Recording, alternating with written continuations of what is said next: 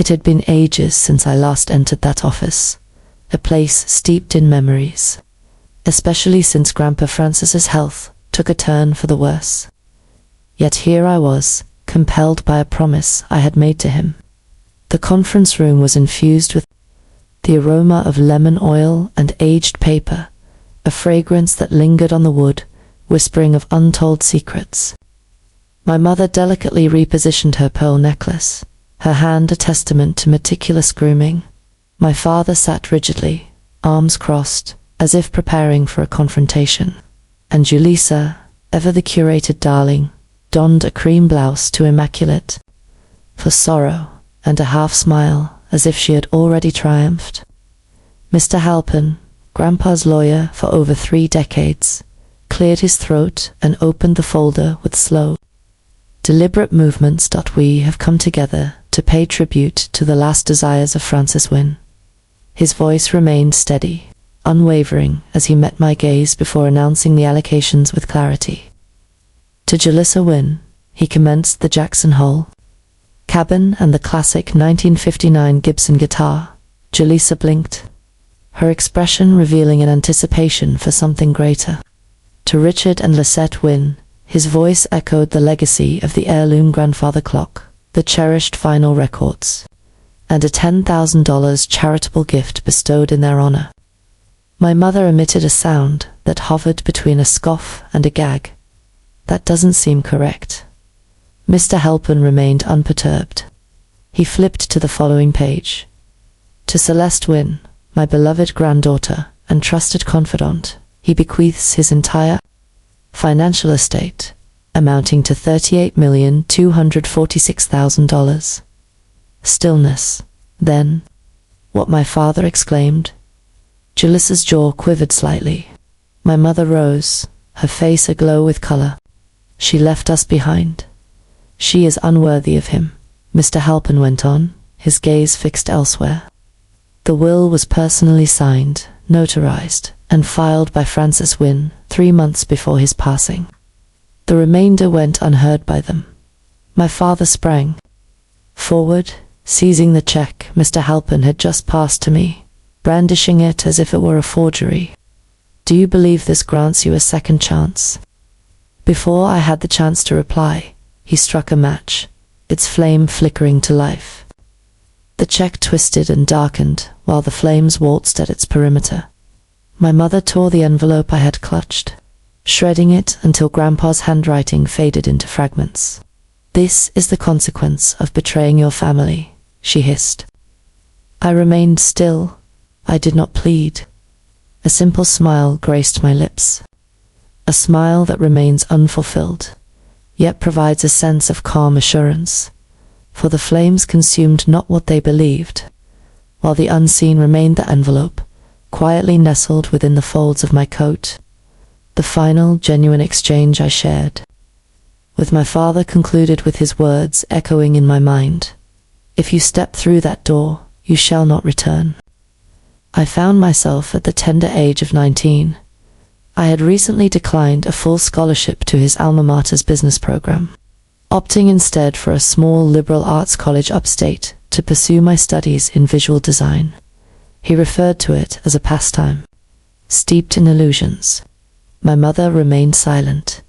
She lingered behind him, her lips compressed so firmly they seemed to vanish altogether. Upon returning home for Thanksgiving 3 weeks later, I discovered my bedroom completely devoid of its familiar belongings. The desk, the bed, and even the bookshelf, once filled with the notes Grandpa used to tuck between the pages, have all vanished. In their stead stood 2 grey armchairs, a faux orchid, and a framed print of a lighthouse I had never encountered before. The door plate had been altered from Celeste to guest room A.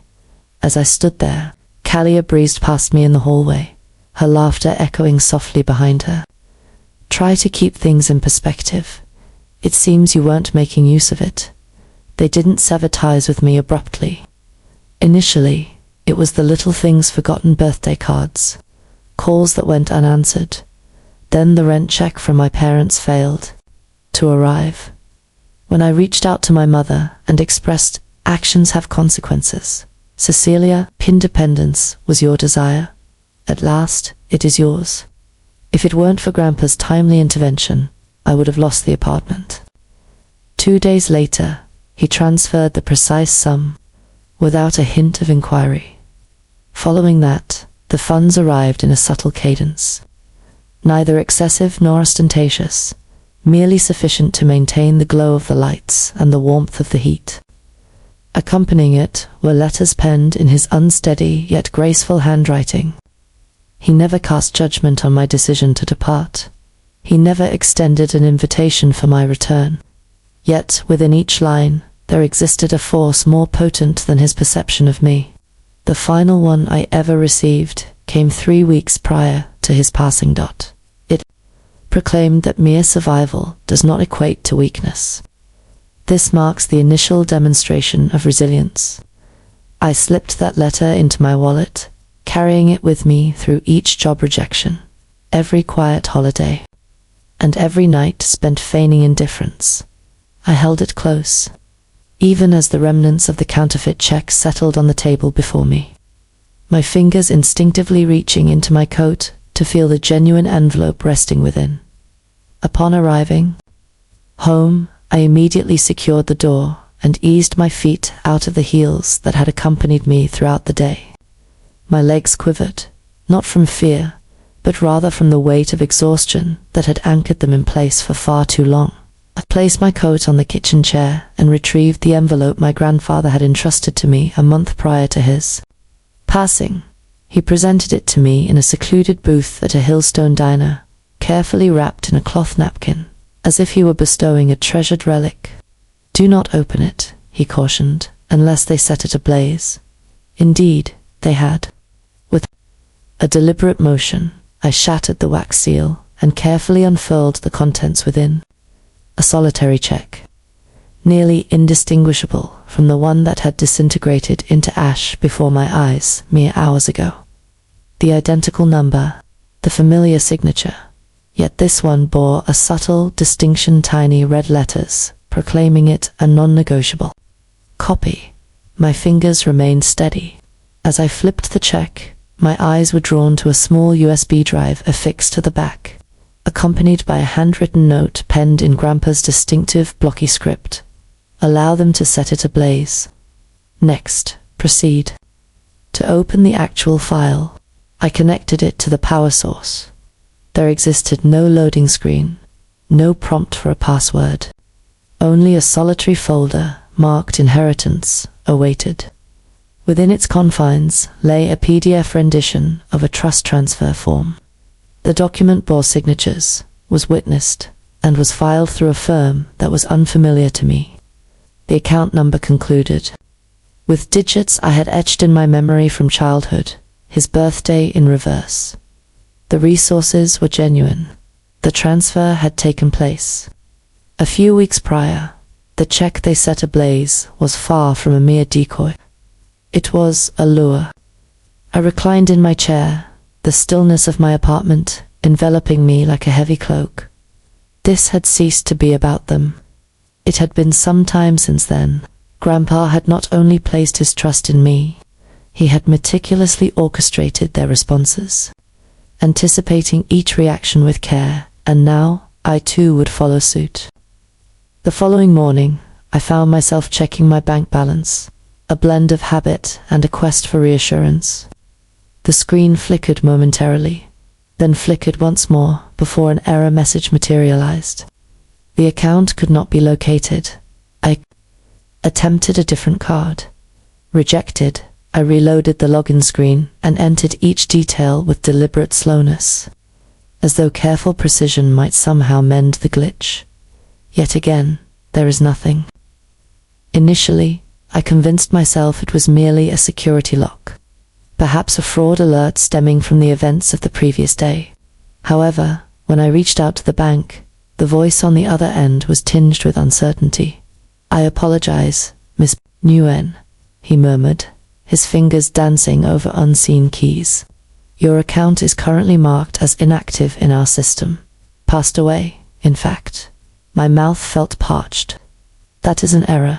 He hesitated. The registrar's office has bestowed its certification upon it. 2 weeks ago, I ended the call before my voice betrayed me. An hour later, the DMV provided confirmation. The woman behind the glass screen blinked at her monitor, her brow furrowing as she spoke. "You're flagged as legally deceased. The death certificate has been filed under the full name of Celeste Wynn." Her voice lacked inflection, yet her gaze lifted to meet mine, brimming with compassion. "A correction must be filed. The duration of that process may extend over several months." I chose not to respond. I stepped into the chill, my mind swirling as though the very fabric of reality had been pulled aside, exposing the fragility of all I believed to be unshakable. Across the street, a woman lingered, partially cloaked in the shadows cast by a line of skeletal trees.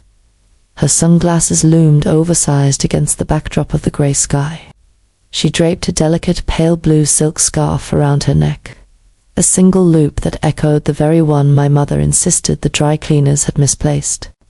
3 years prior, her lips remained uncurled. She held her gaze steady. She observed intently. I re-entered the stream of pedestrians, navigating with intention, neither hurried nor careless.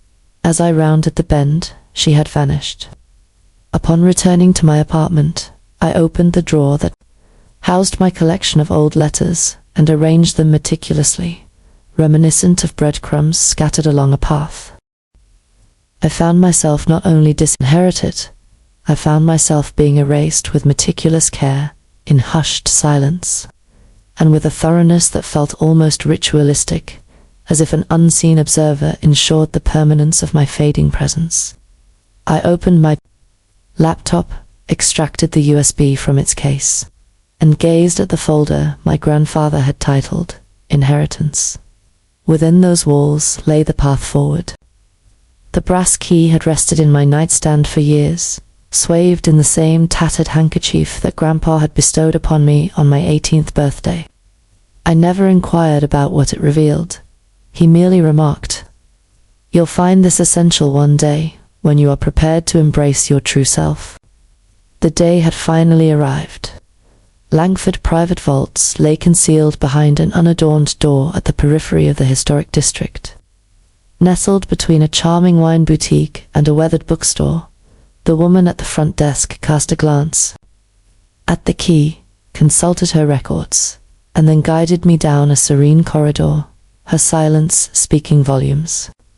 The chill in the air intensified with each step we took, leading us to a cramped chamber adorned with rows of metallic drawers.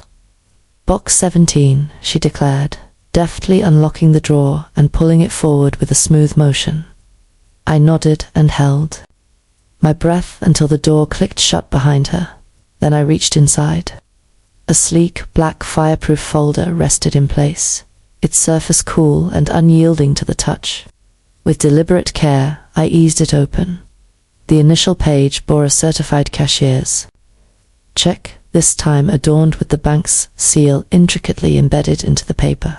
38 million directed towards me.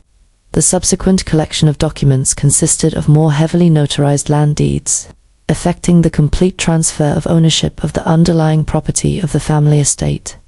Subsequently, additional stock certificates for Wynn Carroll Holdings, encompassing every voting share and all executive authority. My name etched upon each, and at the base, a flash drive nestled in a velvet pouch. Upon returning to my apartment, I inserted it into my laptop and double-clicked the solitary file contained within. The screen was dominated by Grandpa's face. He appeared more aged than I recalled, seated in the sunroom with sunlight cascading over his shoulder. "If you are reading this, Cecilia, then my worst fears have come to pass. They attempted to wipe you from existence." His voice flowed with a measured cadence, each word carefully chosen and articulated. "You were perpetually the silent observer, the one who perceived all, experienced deeply, yet sought nothing in return. That is the reason they held you in such dread. I placed my trust in you for that very reason." He leaned forward just a touch, his eyes weary yet keen. This transcends mere currency. It is a recollection. It is a legacy. And should they attempt to set yours ablaze, this is the way you rise again. As the screen slipped into darkness, a clear path unfolded before me, guiding my next steps with certainty. An envelope lay taped just beneath the peephole of my front door, unadorned and white, devoid of a stamp or any handwriting, save for a solitary line rendered in tidy block letters. The genuine check remained unscathed by flames.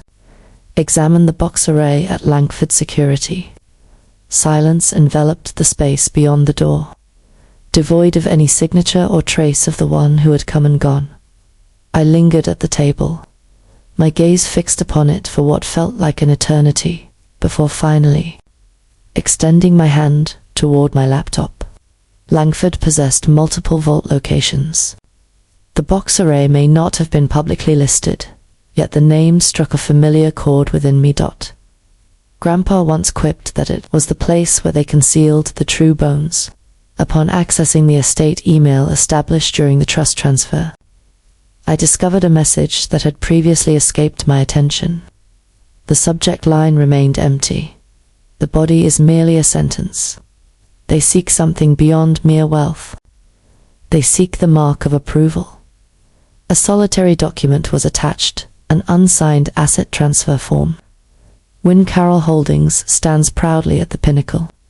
Below it, a second form, this one adorned with a signature. My name appeared, yet the signature bore no resemblance to my own. It had been forged. The company was up for sale. I accessed the company's internal dashboard, a setup orchestrated by Grandpa months prior, and there it lay before me. Transaction proposals and asset reassignments. Each action sanctioned in my name, even as my legal existence lingered in the realm of the departed. I found myself stripped of more than just my inheritance. I existed as a gap, a comfortable hush. They believed they had stripped away all that mattered, yet they left behind a trail sloppy, bold, and steeped in arrogance, one that assumed no one like me would ever return. I grasped Grandpa's flash drive once more and accessed a folder titled Charleston Land Archives. My name appeared beside each narrative, and I was acutely aware of my next destination. The name inscribed upon the lease read W.M. Trillium, a term that Grandpa fondly associated with fishing licenses and the charm of antique record auctions. A joke, he remarked, Wynn Francis, reminiscent of the flower that flourishes in places it ought not to be. I recalled the journey beyond the city limits, traversing through decaying farmland and neglected lots, until I arrived at a lowly row of storage units, finally locating number 19B. The lock yielded with a soft click, as the small brass key emerged from the depths of the velvet pouch. The air within was stale, yet it bore the marks of presence. A solitary metal shelf adorned the far wall, and at its center, as if it had been positioned there for my discovery, rested a black fireproof briefcase, cradling a manila folder containing my original birth certificate, the one untainted by my stepfather's surname. This one belonged solely to me, Celeste Wynn. No hyphen, no edits.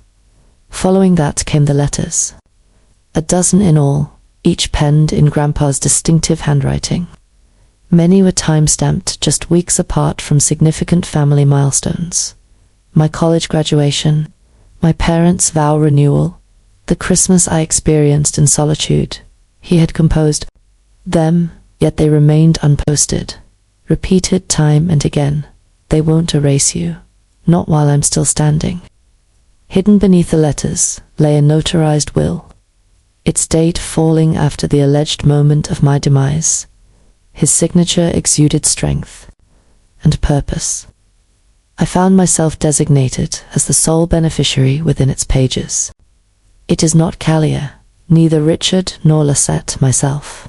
Yet, it was the act that left me breathless.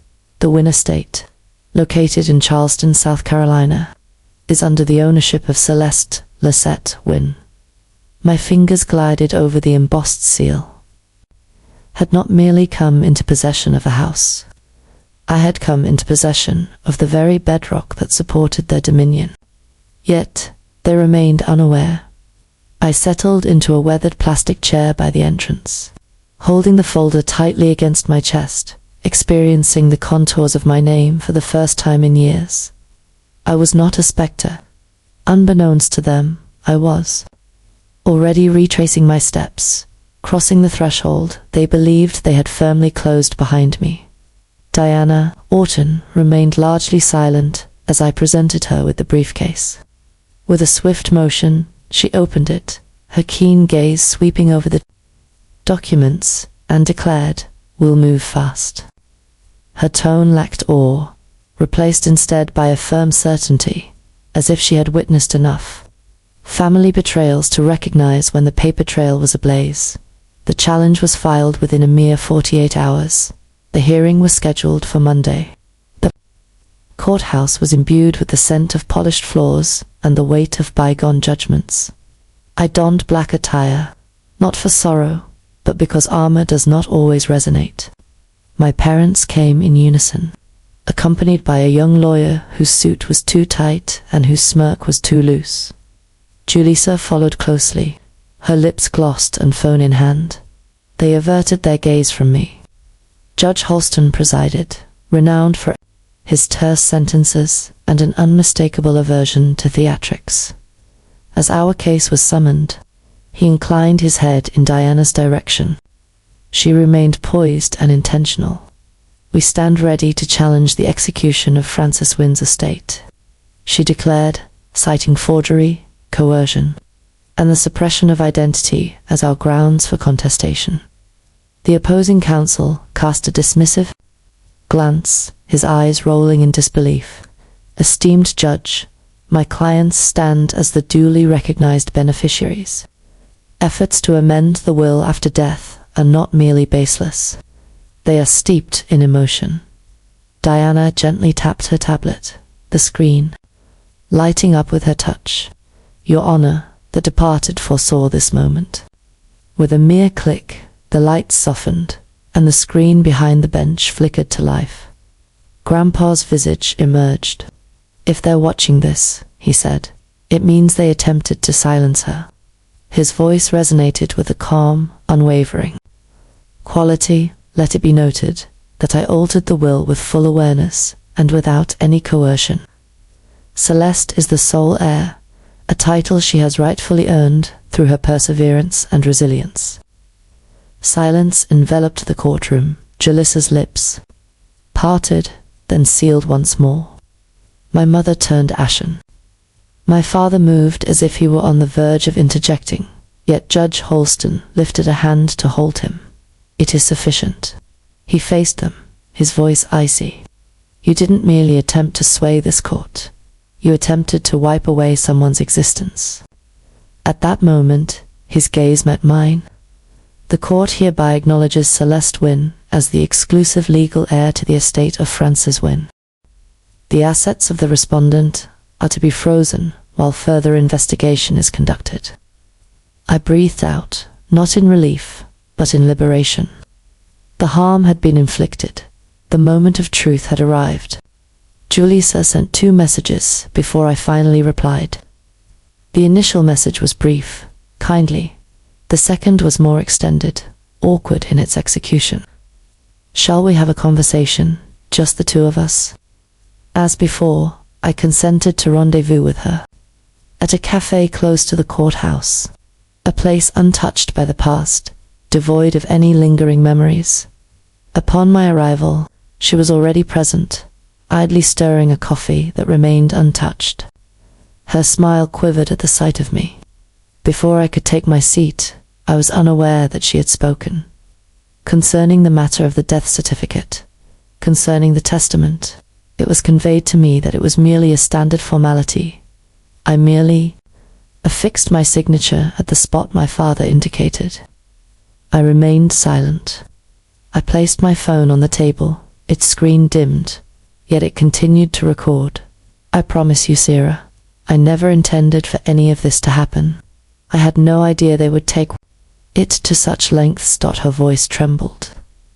I believed we were merely striving to safeguard what belonged to us. What was yours? I echoed. She recoiled. I honestly didn't expect you to engage in a battle. You consistently chose to walk away. That aspect was indeed accurate, but I had transformed. I was no longer the girl who walked away. I'm sorry, she whispered. Fear gripped me. I feared that if I chose not to participate, I would be excluded as well. I observed her delicately brush away a tear with the fabric of her luxurious coat. It wasn't that I doubted her capacity for regret. I simply felt indifferent to her actions. There are no threats present. There is no fury, only quietude. I tucked the phone back into my pocket and stepped away, not daring to glance back. Her voice trailed after me, echoing through the cafe, yet I pressed on without pause. The air outside carried the faint scent of rain from afar. I wrapped my coat around me more snugly and moved ahead, neither toward the past nor in pursuit of vengeance, but simply onward. In my inbox awaited the final document that Grandpa had bequeathed to me, its significance underscored by the bold lettering, "Transfer of deed, effective upon confirmation."